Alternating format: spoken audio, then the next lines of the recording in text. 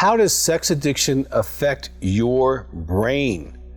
That is what we're going to talk about today. If you have yet to subscribe, please hit that button. And if you have a question, put it in the box. We'll get right back to you. Now, sex addiction is a real thing, and it does have physiological consequences that can be healed, but they are real. So to give you an explanation to this, I'm going to have to back up and explain how sex works neurologically. When you have an orgasm, whether you're a man or a woman, you get the highest level of endogenous opiates, and it's a whole group of them, and they got really long names, but here's the point. This flood of chemicals hits your brain, and it goes into the prefrontal cortex of your brain, and boom, it is the biggest chemical feast that your brain gets for anything that's natural, okay? You cannot get a better chemical release. Now, the way we're designed sexually is when we're having sexual encounter and we're looking at whatever we're looking at, we literally attach, glue, and hunger for. And there's actually some research that shows that that image actually goes into our brain and seals, and is something that our brain says, I want that again, I want that again. And so what's happening is you're getting this flood of chemicals and you're attaching to this. Now, most men and women start masturbating early adolescence or even earlier. And what's happening is they're not having sex with people unless they're being sexually abused, but they are having sex with fantasy or pornography. And as our children are getting younger and getting exposed to cell phones and getting around apps and games and stuff like that where they can get access to pornography, they are becoming addicted neurologically, because the response is ring the bell, the stimulus is the pornography or the image or the fantasy, and the neurological flood is connected to that.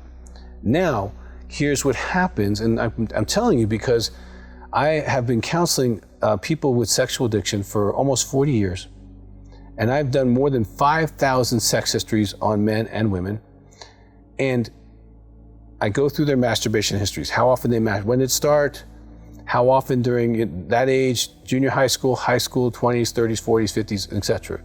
And the frequency of pornography during each of those stages.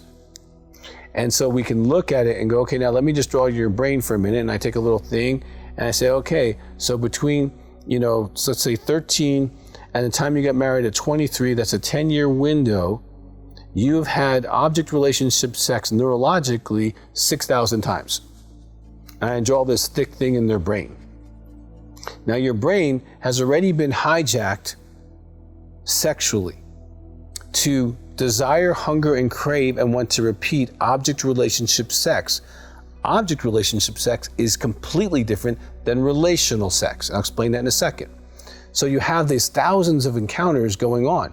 Now, when you marry as a sex addict, oftentimes it's a challenge to be present with your spouse, whether it's a man or a woman. It's a challenge for you to look at them and be connected to them. When you need to have an orgasm, oftentimes you will close your eyes and you will go to the other world. You go to the fantasy world, you go to that place, okay? And you create a scenario in your head so that you can have an orgasm. Well, that's because you need to have object relationship sex, because your sexual template has been hijacked. And we have a whole video on sexual templates. It's really helpful to understand this stuff. And I don't have time to go into that, so it's like an hour or more DVD. But what happens is you are actually now hijacked to prefer that. And that's what happens to your brain. It's Pavlov's dog. Ring the bell, feed a dog, ring the bell, feed a dog, ring the bell, feed a dog. When the bell rings, the dog salivates. And that's why you'll struggle with lust and checking people out and scanning people and seeing them as sex objects first instead of people first. Now, the relational sex, that's more eyes open, lights on, nurturing conversation, being present, and the sex is satisfying not just physiologically, but in your soul, in your spirit. You feel so connected and satiated. It's a totally different encounter.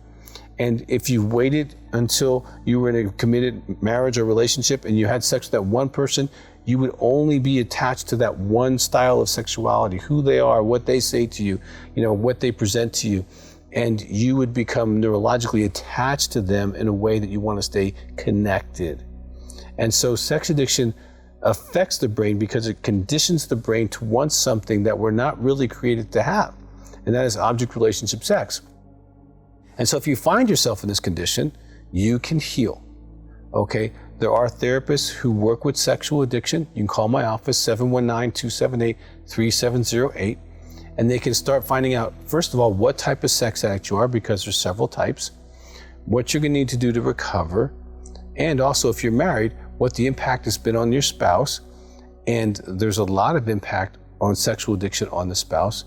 And also with sex addiction, more than 30% of the time, intimacy anorexia, where you actually avoid real intimacy with your spouse, not just sexually, but emotionally. You're too busy for them, you blame them, you withhold love, you withhold praise, you withhold sex or disconnect it during sex like we talked about. You're not able to talk about your feelings with them. Use anger or silence as a way to control them. And your spouse has told you many times, I feel like a roommate. So sex addiction affects the brain, it affects the soul, it affects your mind, it affects your sexuality. Sex addiction is real. And if you're struggling and you're feeling hopeless, you feel like, Dr. Weiss, I've tried. I know exactly what you feel like.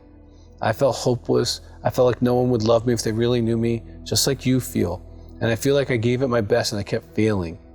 But I didn't have the right information. I didn't have the right tools. I would encourage you to go to our website, sexaddict, sexaddict.com. Look at the resources, there's plenty of them, and get started. Get in a phone group, do some phone counseling, find out what you need to heal, because the other side of it's true as well. Because over these decades of counseling, I've seen the hero stories. I've seen guys, double, quadruple their income. I've seen guys go in ministry, start businesses. I've seen women become incredible women who were really trapped in addiction. So it can affect your brain, but your brain can heal. One of the ways it heals is by stopping the reinforcement to the object world. Once you stop the object relationship sex, and I have a great book called Upgrade Your Sex Life, can teach you how to connect to your spouse or your partner and have relational sex. And started using your brain to move your brain away from object sex to relational sex, so that relational sex, connecting sex, is what you desire and crave for and hunger and want to repeat. And the desire for the object sex goes away because of the conditioning. So there's a lot of hope for you, there's a lot of help for you, and I hope you take those steps. If you need help, give us a call, 719-278-3708, or visit the website, sexaddict.com. And again, if you haven't subscribed, hit that button, because we have so much help in this area, and your questions are always welcome. Put them in the box and we'll get right back to you.